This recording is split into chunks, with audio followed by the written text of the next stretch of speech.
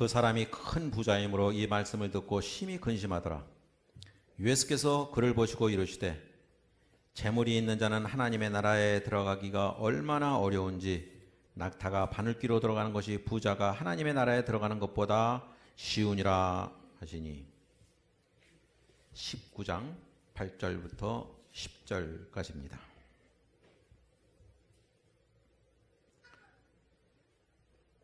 삭개오가 서서 주께 여짜오되 주여 보시옵소서 내 소유의 절반을 가난한 자들에게 주겠사오며 만일 누구의 것을 속여 빼앗은 일이 있으면 네 갑절이나 갚겠나이다. 예수께서 이르시되 오늘 구원이 이 집에 이르렀으니 이 사람도 아브라함의 자손이로다. 인자가 온 것은 잃어버린 자를 찾아 구원하려 함이니라. 아멘. 예, 요즘 우리 아이와 일주일에 한 번씩 신앙서적을 놓고 같이 대화하는 시간을 갖고 있습니다. 그 책의 저자는 랜디 알콘이라는 분인데, 이분은 미국 오레건주에서 14년 동안 목사 활동을 했고 신학대학에서 강의도 했으며 또 작가로 활동을 해서 한 60여 권의 책을 썼고 70개 언어로 1200만 부 이상 판매가 된 베스트셀러입니다. 뉴욕타임스도 이 사람을 베스트셀러로 선정을 했고요. 자, 첫 번째 화면 보시면 그 사람이 우리말 번역으로 여러 권이 되어 있는데 그 중에 몇 권, 저런 책들을 썼고요. 그 헤븐이라는, 천국이라는 저 책은 미국에서도 아주 베스트셀러였던 책이었습니다. 그 랜디 알콘이 쓴 책 중에서 우리 아이와 한 책은 다음 책입니다. 화면 다음 화면요. 자, 저런 제목의 책을 돈, 소유, 영원, 두꺼워요. 지금 절반 이상을 했는데 중요한 건 다 거의 했다고 보면 됩니다. 하여튼 책이 두껍지만 되게 읽으면서 도전을 많이 받았던 제가 그런 책입니다. 도서관이나 서점에 가면 책을 분류하죠. 분류하는 기준이 뭐 경제에 관한 책, 종교에 관한 책 이렇게 나누는데, 성경하면 당연히 기독교 쪽으로 분류가 되겠죠. 기독교 서적 코너에 있습니다. 그래서 우리가 오해하는 게, 그래서 성경은 종교적인 것과 영적인 것만을 다뤄야 한다, 이런 생각을 할 수가 있지만 사실은 그렇지 않습니다. 성경을 보면 경제에 대한 말씀이 상당히 많아요. 또 정치에 대한 말씀도 상당히 많습니다. 뭐 교회에서 정치 얘기하지 말라 그런 얘기하지만 사실은 구약의 모든 예언자들이 정치적인 예언을 했어요. 왕에 대해서 오늘날은 대통령의 잘못을 지적하고 국가의 정책이 잘못 가는 것을 지적하고 왕의 비리에 대해서 지적하고, 그게 예언서예요 다. 그러니까 정치 얘기하지 말라 이거는 자꾸 다툼이 나니까 하지 말라는 얘기지 성경적이다 이렇게 얘기할 수는 없다 그 얘기죠. 성경은 정치 얘기를 하고 경제 얘기를 하고 있습니다. 성경에 돈에 대해 언급한 성경 구절이 2359절이라고 해요. 2359절. 이 숫자는 믿음과 기도에 대한 내용보다 2배나 더 많고 천국과 지옥에 대한 말씀보다 훨씬 많은 숫자예요. 그러니까 하나님이 우리가 생각하는 것보다 훨씬 더 많이 돈에 대해서 관심을 갖고 있다. 우리는 그렇게 말할 수 있어요. 우리에게 돈에 대해서 하실 말씀이 많은 거예요. 제가 목회를 그동안 하는 동안에 돈에 대한 설교를 했는가 했더니 손가락에 꼽더라고요. 별로 안 했어요. 그래서 이제 앞으로 남은 시간 동안은 좀 돈에 대한 설교를 여러분한테 좀 드리려고, 그 책이 저에게 도전을 줬고 자극을 줘서 그렇게 얘기를 좀 하려고 합니다. 왜 하나님은 돈에 대한 관심을 많이 갖고 계실까? 왜 우리의 돈에 하나님이 신경을 쓰실까? 오늘 이 문제에 대해서 제가 뭐 여러 번 말씀드리겠지만 앞으로도 오늘 누가복음 18장과 19장에 나오는 두 부자에 대한 이야기를 통해 함께 생각해 보려고 합니다. 오늘 본문은 18장은 부자 청년에 대한 얘기고 19장은 삭개오라는 인물에 대한 말씀입니다. 18장은 이 젊은 청년이고 그가 관리고 그가 큰 부자였다 이렇게 말하고 있고 19장은 삭개오를 세리장이고 부자였다 이렇게 말씀하고 있어요. 둘 다 부자인데 한 사람은 관리였고 다른 한 사람은 세리장이었다. 먼저 삭개오부터 보면요. 당시 이 세리라는 직업에 대한 일반 백성들의 평가가 얼마나 나쁜지 복음서의 여러 곳에서 그것을 우리가 알 수 있습니다. 예를 들면 마태복음 5장 산상수훈 중에 예수님이 너를 사랑하는 자만 네가 사랑하는 거 그건 진정한 사랑이 아니다. 나를 좋아하는 사람만 좋아하는 거 그건 진짜 좋아하는 게 아니야 하면서 뭐라고 말씀하셨냐면 너희가 너희를 사랑하는 자만 사랑하면 무슨 상이 있으리요? 세리도 이같이 한다. 세리를 여기다가 대입해서 세리도 자기 사랑하는 사람은 세리도 사랑해. 즉 이 말씀은 당시에 세리라는 사람이 도덕과 인류의 최저 수준이라는 거죠. 제일 낮은 수준의 세리조차도 자기를 사랑하는 자는 사랑해 이렇게 말씀하신 거예요. 요즘식으로 말하면 극악한 살인자나 조폭도 지 자식은 사랑해 이 말과 같은 말이에요. 그 수준으로 세리를 놓고 있다 하는 얘기죠. 마태복음 9장에 보면 예수께서 마태를 부르셨죠. 세리였습니다. 그래서 식사를 그 마태 친구들과 이렇게 식사를 하실 때 바리새인들이 예수님의 제자들에게 이렇게 말했어요. 어찌하여 너희 선생은 세리들과 죄인들과 함께 식사하느냐? 세리와 죄인들을 동급으로 놨어요. 세리와 죄인들, 왜 너희 선생은 그 세리와 죄인들하고 같이 밥을 먹어? 마태복음 18장에서도 예수님이 이렇게 말씀하셨어요. 만일 그들의 말도 듣지 않거든 교회의 말하고, 그러니까 증언을 하는데 말을 안 듣는 사람에 대해서 교회의 말도 듣지 않으면 이방인과 세리같이 여기라. 이번에 세리를 이방인과 동격으로 나왔어요. 이방인과 세리처럼 생각해. 이방인이나 세리나 똑같다. 세리나 죄인이나 똑같다. 그 말씀이죠. 또 대제사장과 장로들에게 이렇게 말씀했어요. 예수께서 그들에게 이르시되 내가 진실로 너에게 이르노니 세리들과 창녀들이 너희보다 먼저 하나님 나라에 들어가리라. 이번에는 세리를 창녀와 동급으로 놓으셨어요. 세리와 창녀들이 너희보다 먼저 천국에 들어간다. 그러니까 결국 복음서를 보면 세리는 죄인과 세리, 이방인과 세리, 창녀들과 세리, 즉 세리는 죄인과 이방인과 창녀와 같은 수준의 같은 부류의 계층으로 여겨졌다는 것을 알 수 있습니다. 우리가 여러 번 말씀드린 누가복음 18장에 성전에서의 바리새인과 세리의 기도가 나오죠. 바리새인이 이렇게 기도했어요. 하나님, 내가 이 세리와 같지 아니함을 감사합니다. 이런 쓰레기 같은 인간하고처럼 나를 태어나게 하지 않아서 감사합니다. 그러니까 성경을 보면 세리에 대한 평가가 아주 극혐해요. 아주 혐오스럽습니다. 물론 세금을 걷는 직업은 어느 나라 어느 시대에서나 좋아하지 않아요. 세금 내는 걸 좋아하지 않기 때문에 세금 거두러 오는 사람이 미운 거죠.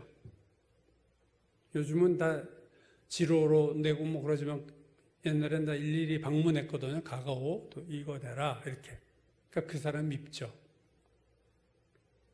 게다가 이 당시 이스라엘에 있어서의 세리란 로마의 속국이었던 이스라엘은 세리가 걷는 돈이 다 로마로 가는 거예요. 그러니까 매국노 같은 인간이다. 우리 돈을 뜯어서 로마에게 주는 못된 인간.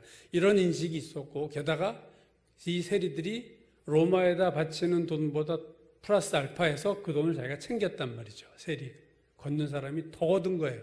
공식적인 액수보다 더 많이 걷었다.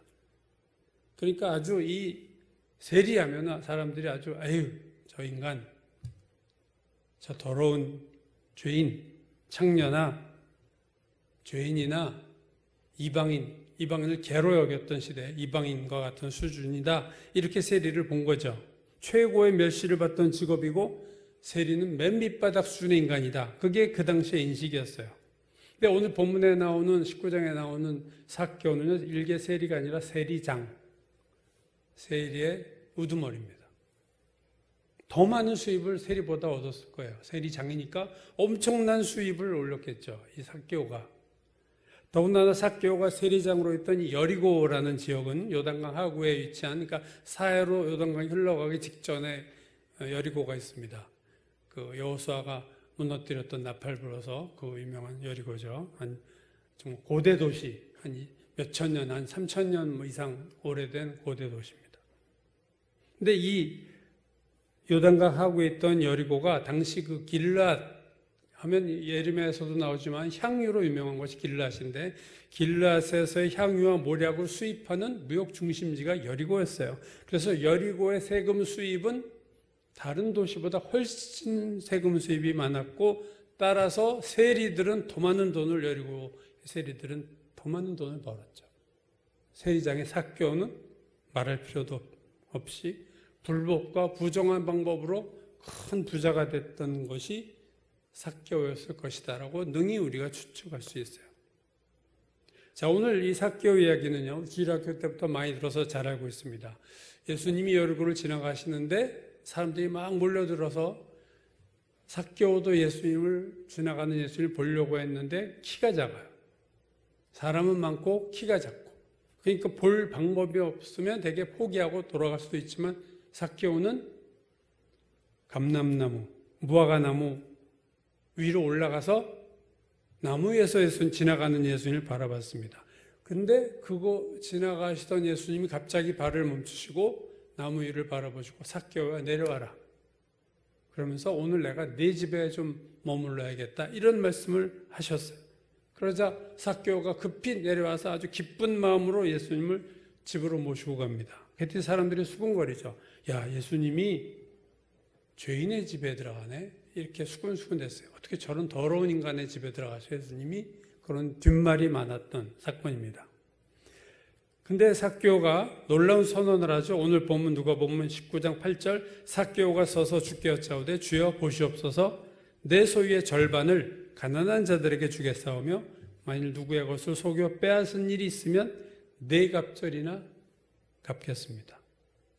놀라운 선언이에요. 절반, 자기 소유의 절반을 가난한 자들에게 주고 내가 불법으로 뺏은 거에 대해서는 4배를 갚겠습니다.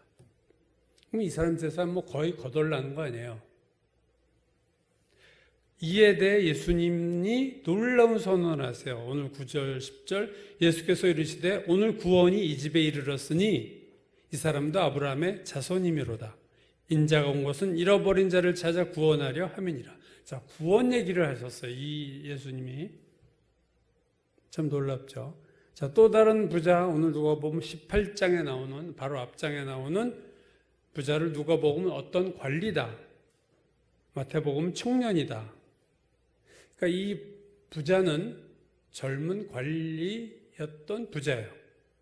요즘으로 말하면 행시나 사법고시 패스해가지고 고급 공무원이 된 그러한 인물이다. 젊은데 관리였다. 돈도 많고 하여튼 집안도 좋고 엘리트였어요. 그래서 젊은 엘리트 부자였던 이 청년은 예수께 와서 질문도 폼나는 질문을 했어요. 영생을 어떻게, 내가 무엇을 해야 영생을 얻겠습니까? 이 삭개오랑 차원이 다른 사람이에요. 예수께서 십계명을 얘기하셨죠. 너 간음하지 말라, 살인하지 말라, 부모를 공경하라, 이런 거 다 지켰냐? 그건 제가 어려서부터 지켰습니다. 아주 뭐 흠잡을 데가 없어요. 그리고 다시 예수님께 물어요. 아직도 무엇이 부족합니까? 제가 이런 거 다 했고 더 얘기해 보세요. 뭐 제가 더 부족한 게 뭐가 있습니까? 그저 예수께서 네가 온전하고자 할진대 가서 내 소유를 팔아 가난한 자들에게 주라. 그리하면 하늘에서 보화가 내게 있으리라. 그리고 와서 나를 따르라. 자, 치명타를 가하는 말씀하셨습니다. 오늘 본문 누가복음 18장 23절은 이렇게 말하죠. 그 사람이 큰 부자이므로 이 말씀을 듣고 심히 근심하더라. 마태복음은 근심하며 가니라. 집에 돌아갔어요. 마가복음은 슬픈 기색을 띠고 근심하며 가니라. 자, 근심하고 슬픈 표정으로 그냥 돌아가고 말았다. 그래서 돌아가는 청년을 보시면서 예수께서 하신 말씀은 이거였어요. 오늘 본문 18장 24, 25절 재물이 있는 자는 하나님의 나라에 들어가기가 얼마나 어려운지 낙타가 바늘귀로 들어가는 것이 부자가 하나님 나라에 들어가는 것보다 쉬우니라. 자, 오늘 본문 누가복음 18장과 19장에는 두 부자가 나오죠. 세리장인 삭개오와 젊은 관리였던 젊은 부자. 삭개오가 내 소유의 절반을 내놓고 부정한 방법으로 있으면 4배 갚겠다고 한 걸 보면 자기도 자기 소유 중에 불법이 많았다는 것을 사실 인정한 거예요. 그런 거 제가 불법으로 얻은 건 다 반환하고 제 돈까지 까서 다 반환해 주겠습니다. 그러니까 올바르지 않은 돈이 많은 부자 삭개오. 반면에 젊은 이 부자는 관리였고 어려서부터 십계명을 다 지켰고 아마 집안이 좋은 집안이었겠죠. 부자인 거 보면 부모의 재산이 많았던. 그러니까 아주 엘리트고 좋은 집안에서 모범적으로 자랐던 것이 이 젊은 청년이다. 근데 이 두 반대되는 부자, 부정한 부자였던 삭개오와 정상적인 부자였던 젊은 관리에 대해 예수님은 구원에 대한 말씀하셨다는 거예요. 젊은 관리가 간 다음에는 부자가 천국에 들어가는 것이 심히 어렵다. 얘기를 하셨고 하나님 나라에 들어가는 건 구원이죠. 구원이 심히 어렵다. 부자는 구원받기 참 어렵다. 이 얘기하셨고 삭개오에 대해서는 오늘 구원이 이 집에 이르렀다. 이 사람이 아브라함의 자손이다. 구원의 선언을 하셨어요. 모범적이고 정상적인 부자였던 젊은 관리에 대해서는 구원에 대한 부정적인 말씀하셨던 예수님이 불법적인 재물로 부자가 된 삭개오에 대해서는 구원을 선언하셨다. 이 놀라운 거죠. 부자 청년이 예수님을 찾아온 이유는요, 영생 때문이었어요. 처음 만났을 때 질문이 뭐예요? 내가 무슨 선한 일을 하여야 영생을 얻으리까? 청년은 영생 얻는 방법이 선한 일을 행하는 것으로 이미 결정하고 왔어요. 그래서 그의 삶이 열심히 계명을 지키는 어려서부터의 삶이 그거였어요. 간음하지 않고 살인하지 않고 도적질하지 않고 거짓 증언하지 않고 부모도 공경했다. 10계명을 다 지켰어요. 그래야 영생을 얻는다고 생각하고. 근데 와서 물어보는 거예요. 확실하게 다지는 거예요. 무엇을 해야 제가 구원을 받겠습니까? 근데 예수님이 너한테 있는 거 다 팔아 가난한 자에게 줘 하니까 막히고 만 거죠. 여기서 벽에 부딪히고 슬픈 표정으로 집으로 돌아갔다.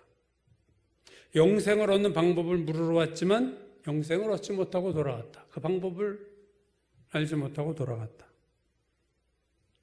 그 청년이 돌아간 후에 예수님이 부자가 참 구원받기 어렵다 말하니까 제자들이 물어요. 그렇다면 누가 구원을 얻을 수 있겠습니까?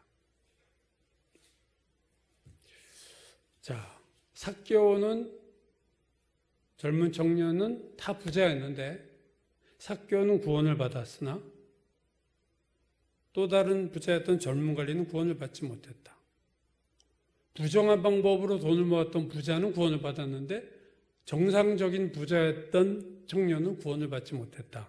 참 아이러니한 경우인데 왜 이런 차이가 두 사람이 생겼을까? 어떻게 이런 악한 죄인과 같은 사람이 부자가 구원을 받고 정상적으로 또는 부모에게 돈을 물려받아서 열심히 일해서 부자가 된 사람은 구원을 받지 못하는가 하는 거죠. 자, 둘 사이에는 몇 가지 차이점이 있습니다. 첫 번째 차이점은요, 예수님에 대해서였어요. 삭개오는 예수님에게만 관심이 있었습니다.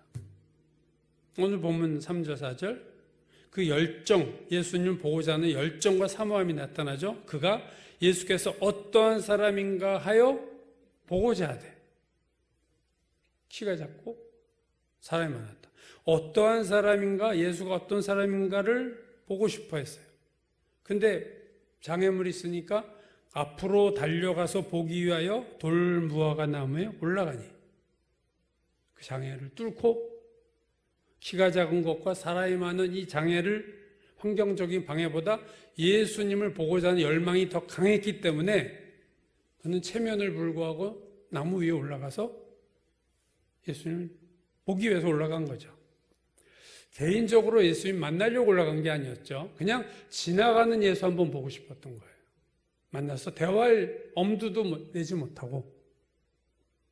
근데 예수께서 길을 가다가 발을 멈추신 거죠.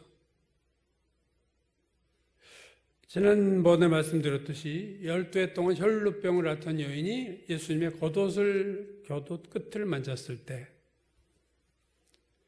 다 몰랐지만 예수님이 아시고 발걸음을 멈추셨어요. 마찬가지죠. 오늘 삭개오가 나무로 왜 올라갔는지 사람들은 알지도 못하고 올라간 거 보지도 못했을 텐데 예수님이 지나가다가 멈추신 이유는 삭개오의 마음을 보신 겁니다. 그래서 그냥 지나가는 모습만 보여주신 것이 아니라 내려와라 한 다음에 네 집에 내가 가겠다, 머물겠다 이렇게 말씀하신 거예요. 여러분 혈루병을 앓던 여인이나 오늘 삭개오의 경우도 같지만 예수님을 만나는 사람의 공통점은요, 그가 도덕적으로 올바른 사람이 아니고 이 열망입니다. 여러분, 예수님을 만나고 싶어. 나는 꼭 기도의 응답을 받고 싶어. 나는 정말 하나님과 긴밀한 관계를 갖고 싶어. 나는 정말 예수님과 친해지고 싶어. 뭐 그런 생각은 예수 믿으면 다 스쳐가는 생각으로 하지만 그 생각을 간절히 붙잡고 사모하고 그런 사람은 거의 없습니다.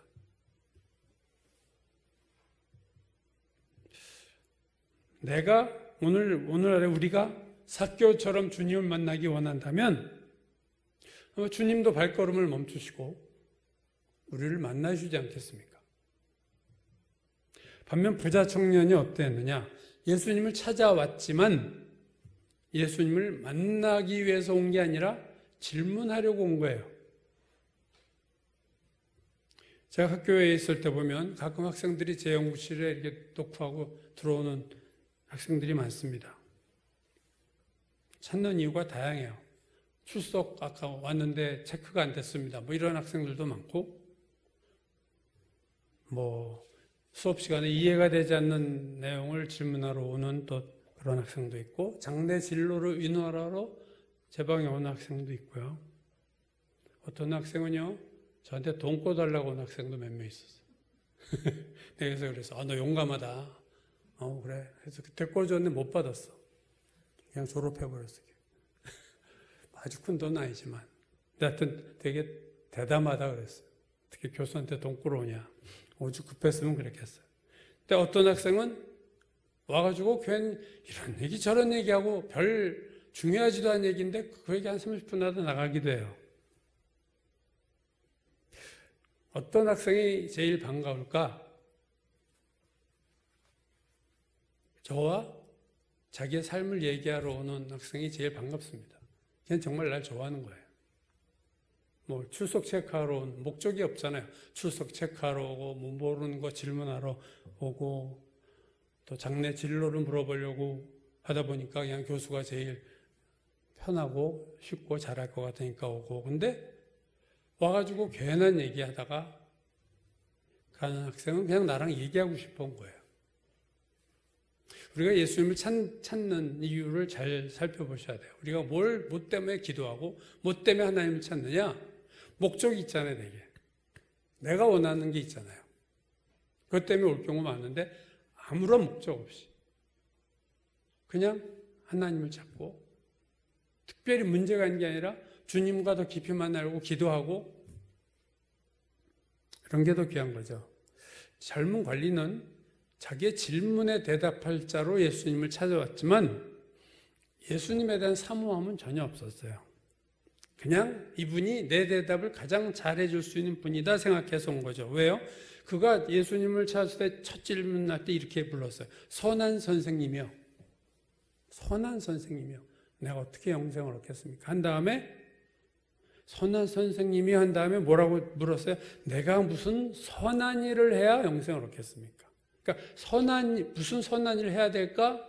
영생을 얻어야겠는데, 그랬더니 예수가 선한 선생님이라고 같아.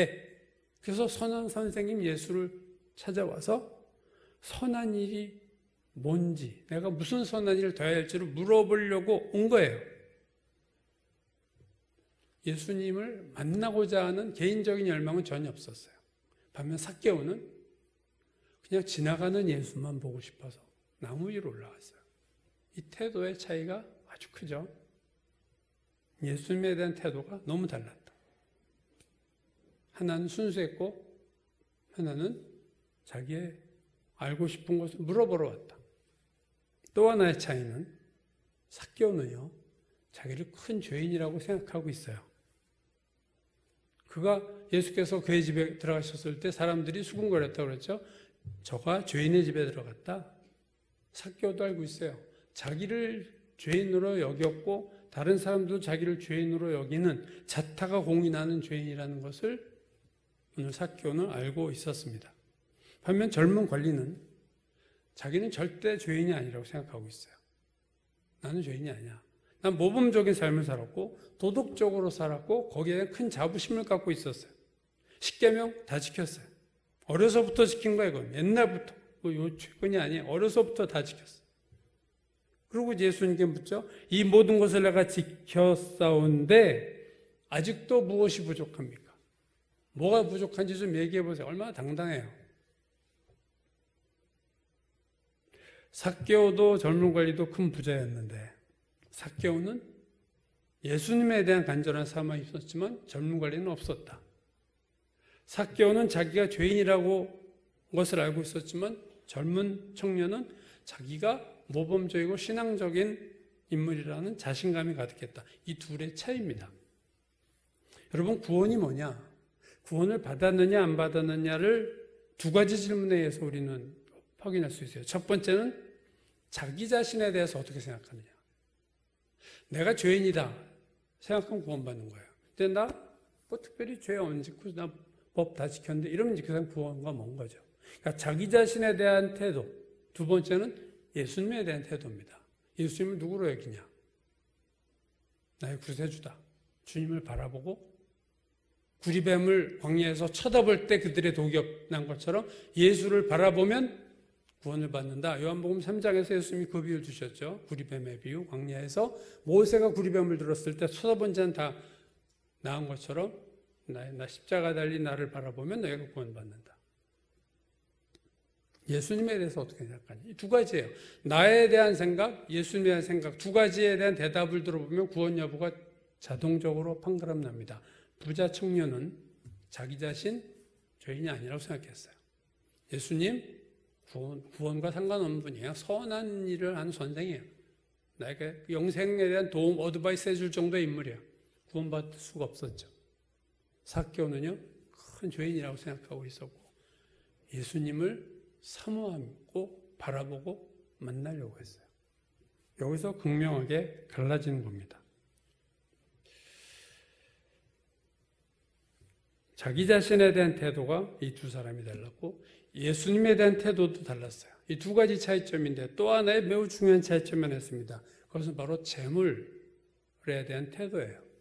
세 번째죠. 자기 자신에 대한 태도, 예수님에 대한 태도, 세 번째 재물에 대한 태도. 오늘 누가복음 19장에서 예수님은 나무에 올라가 있는 삭개오에게 이렇게 말했죠. 삭개오야 속히 내려와라. 내가 오늘 내 집에 유하여야 하겠다.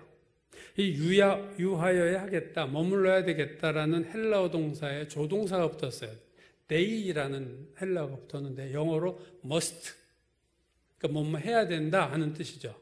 모든 영어 성경에는 이 must가 들어가요. I must stay at your house. 네 집에 내가 스테이 해야겠어 할 때 그냥 내가 머물 게가 아니라 I must stay. 난 머물러야만 되겠다. 그러니까 삭개오에게 예수께서 이렇게 말씀하신 거예요. 삭개오야 빨리 나무에서 내려와라. 내가 오늘 네 집에 반드시 좀 머물러야겠어. 왜 예수께서 반드시 머물러야겠다고 생각하셨을까? 왜 네 집에 꼭 가야 되겠어 내가 이 말씀하신 거거든요. 어떤 이유를 무슨 이유를 발견하셨을까 하는 거죠. 그 가시겠다고 하신 이유는 바로 그 다음에 나온 삭개오의 대답에 나오죠. 아까 말씀드렸듯이 내 소유의 절반을 내가 다 내놓고 가난한 자들 주고 잘못 불의한 재물은 4배를 갚겠습니다. 지금까지 살아오면서 삭개오 세리장 삭개오는요 돈을 위해서 살았어요. 뭐 남이 뭐라고 하든 욕을 해도 괜찮아. 난 돈 많이 벌면 돼. 그래서 돈을 모으려고 주변의 비난과 손가락질도 다 참고 돈이 인생의 목적이었던 사람입니다. 근데 예수님을 만난 후 돈에 대한 태도가 완전히 변했죠. 거의 뭐 자기 재산 남은 게 별로 얼마 없는 그 수준으로 돈이 없어질 선언을 한 거예요. 이 예수께서 삭개오가 구원을 받았다고 선언한 시점이 삭개오의 돈에 대한 선언 직후였습니다. 나 이런 거 다 내놓겠습니다 했더니 오늘 이 집에 구원이 이르렀다. 구원 얘기를 하셨어요. 돈 얘기를 했는데 삭개오는 예수님은 구원 얘기를 하셨어요. 반면 젊은 부자는 네가 온전해? 그렇게 네가 선한 일로 구원받으려고 한다면 그 방법도 잘못됐지만 네가 그렇게 하려면 너 그렇게 온전해지고 싶어? 그럼 재산 다 내놔. 그저 돌아갔죠. 청년이 돌아간 직후에 예수님이 구원 얘기하셨어요. 부자는 구원받기 어렵다. 얘는 아직 구원 못 받았어. 그 얘기를 하신 거죠. 오늘 두 본문에서 예수님이 구원 얘기를 꺼내셨는데 두 부자에게 그 꺼내신 시점은 둘이 다 돈에 대한 태도를 결정했을 때 구원에 대한 얘기를 하셨다는 것이 참 의미가 있다는 거죠. 그렇다면 구원 여부를 결정하는 것이 돈이냐? 돈에 대한 태도가 어떠하냐에 따라 구원받느냐? 그렇진 않죠. 앞서 소개한 돈, 소유, 영원 이 책의 저자는 랜디 알콘이 오늘 이 본문에 대해서 이렇게 말했어요. 성실하고 예의 바르며 성공한 젊은 사업가인 부자 청년은 어떻게 하면 영생을 얻을 수 있는지 예수께 여쭈었다. 우리라면 이런 상황에서 어떻게 행동했을까? 먼저 이 청년이 영적인 부분에 관심을 가진 것에 대해 칭찬했을 것이다. 영생에 대해서 네가 관심이 있어? 우리 같으면 칭찬했을 것이다. 우리는 그를 그리스도의 제자로 여기며 전도 유망한 청년 사업가가 회심한 것에 대해 뿌듯해했을 것이다. 교회에 선교부에 들게 하고 막 소개도 해주고 그랬겠죠. 근데 예수님은 네 재산 다 가난한 자들에게 주고 나를 따르라. 예수님 이렇게까지 얘기하셔. 이 훌륭한 청년에게 하실 수 있다는 거죠. 랜디 콘이 이렇게 계속 말해요. 예수님은 부자 청년에게 재산의 10%만 가난한 사람에게 나눠주라고 말씀하지 않으셨음을 주의하라. 돈을 은행에 맡겨 원금을 보존하면서 거기서 나오는 이자를 가지고 가난한 사람들에게 나눠주라고 하지도 않으셨다. 만약 이렇게 말씀하셨다면 청년은 즐거이 순종했을 것이다. 그러나 예수님은 모든 것을 포기하고 따르라 하시면서 그를 막다른 골목으로 몰고 가셨다. 막다른 골목으로 가셨어요. 이 대답에서 예스할 사람이 거의 없잖아요. 막다른 골목으로 몰고 가셨다. 왜 그러셨을까? 랜디 알콘이 대답을 자기가 이렇게 나름대로 얘기했어요. 예수님은 제자를 부르실 때조차 12제자를 부르실 때도 모든 소유를 팔아 나눠주라고 요구한 적이 없으시다. 그러나 부자 청년에게는 돈이 곧 신임을 하셨다. 부자 청년 돈이 신이었어요. 하나님이었어요. 그걸 예수께서 아신 거예요. 그러니까 그걸 건드신 거예요. 너 그거 다 내려놔. 하나님을 네가 돈으로 알고 살고 있는데 그거 내려놔. 얼뜻 보면 삭개오가 돈이 신인 것처럼 산 인물이에요. 그렇죠? 그러나 예수 만난 후 그가 완전히 바뀐 거예요. 이제는 돈이 신이 아니에요. 삭개오에게. 그동안은 돈 벌려고 온갖 수모를 겪어도 불의하고 부정한 방법으로 돈을 박박 긁어 모았는데 예수님 만나니까 이게 의미가 없는 거죠. 그래서 주님 회개하는 거예요. 다 내놓겠습니다.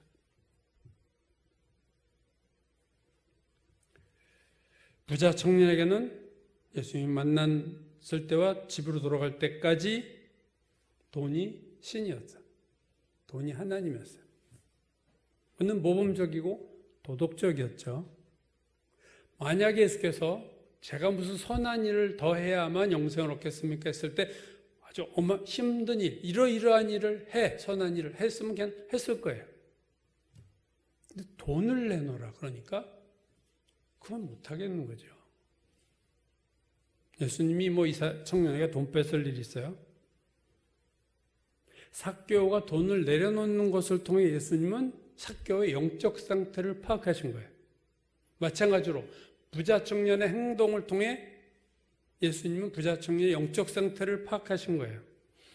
우리의 영적 상태와 돈에 대한 행동 사이에는 밀접한 관계가 있다. 1900년대를 산 인물이에요. 1900년도 후반에 돌아가신 분인데 미국 상원에도 예배를 드립니다. 미국 상원은 그때 그 채플의 목사였던 분이 리차드 헬버슨이라는 분이 있는데 그가 돈에 대해서 참 의미 있는 말을 했어요. 리차드 헬버슨 목사가 상원 의원의 담당 목사였던 리차드 헬버슨이 이렇게 말했습니다. 예수님은 그 어떤 주제보다 돈에 대해 가장 많이 말씀하셨다.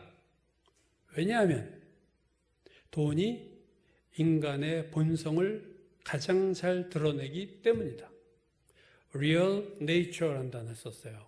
진짜 그의 nature, 속성, 그의 본성을 잘 드러내는 것이 돈이다.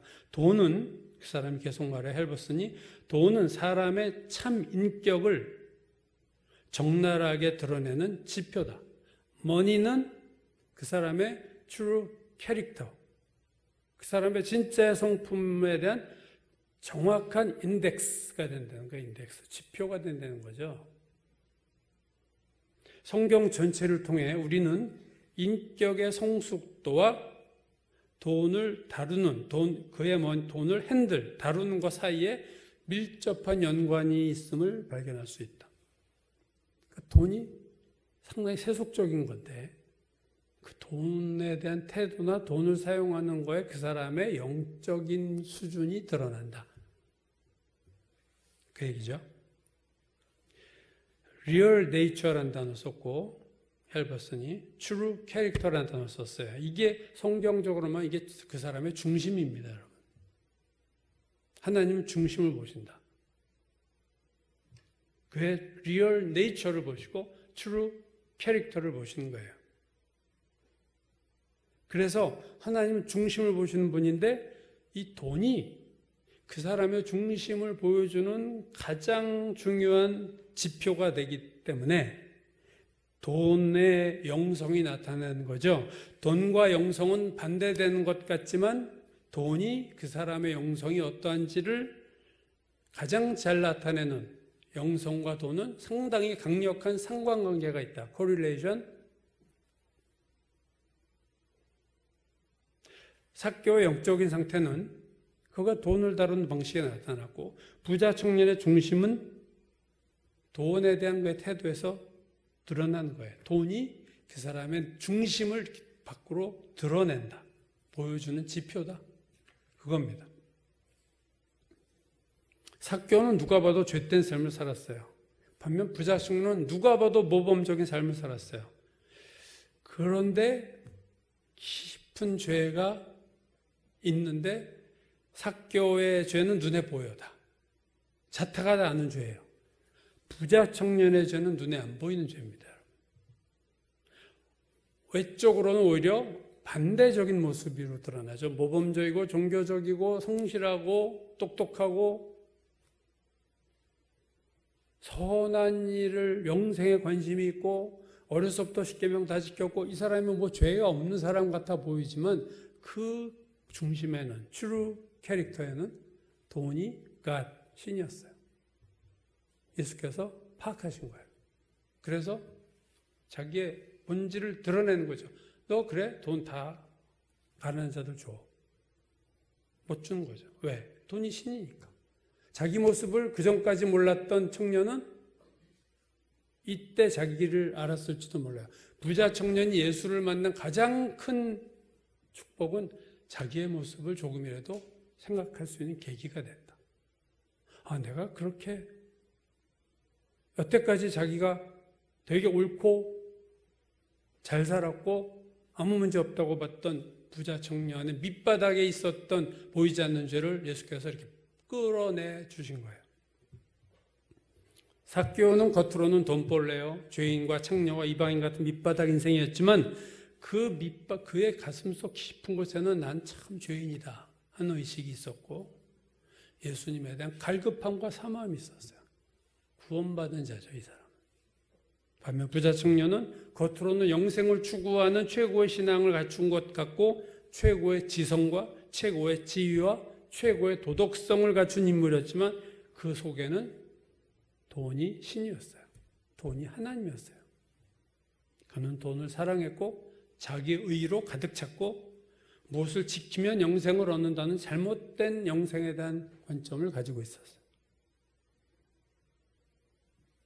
랜디 알콘이 마지막 얘기를 그렇게 해요. 오늘날의 그리스도인들을 관찰한 결과 이 사람이 돈에 대한 이 책을 쓰기 위해서 수많은 목회를 통해서 돈에 대해 초점을 두고 교인들을 관찰한 결과 오늘날의 그리스도인들은 돈에 대한 것보다 눈먼 영역이 없다는 것을 확신하게 됐다. 우리 신앙에서 가장 우리가 눈먼 영역인데 내가 돈에 대한 영역이에요. 이거 빼고 우리는 신앙을 얘기하거든요. 돈을 어떻게 쓰고 돈에 대한 나의 태도나 돈을 관리한 이거와 상관없이 열심히 기도하고 열심히 신앙생활하고 죄 짓지 않는 삶을 살고 이러면 부자 청년처럼 모범적인 삶이에요. 훌륭한 신앙이 되는 거예요. 돈에 대한 것보다 눈먼 영역이 없다. 오늘날의 그리스도인의 삶에서 돈에는 인격이 나타나고 돈에는 영성이 나타난다. 돈은 영적인 것을 보여주는 지표다. 오늘 그 지표가 삭개오와 부자 청년에게 그대로 다 드러난 거죠. 오늘 우리가 생각할 때 돈은 나에게 어떤 존재인가? 돈은 내 인생에서 우선순위 몇 번째인가? 대부분 요즘 돈이 1순위예요. 그죠? 결혼 조건에 돈 많은 사람, 연봉 1억 이상, 결혼 속에서 결혼정보업체에서 서류를 내는 여자들이 다 원하는 거, 돈 많이 버는 남자. 그러니까 사람이 30을 넘고 35을 넘으면요, 이제는 사랑해서 결혼하는 게 아닌 것 같아요. 조건으로 결혼하는 거예요. 내가 좋아하는 거, 사랑하는 건 결혼하고 사랑하면 되고, 결혼할 사람으로 뽑는 건 내가 사랑하고 좋아하고 그거 아니고 이러이러이러한 조건을 갖춘 사람.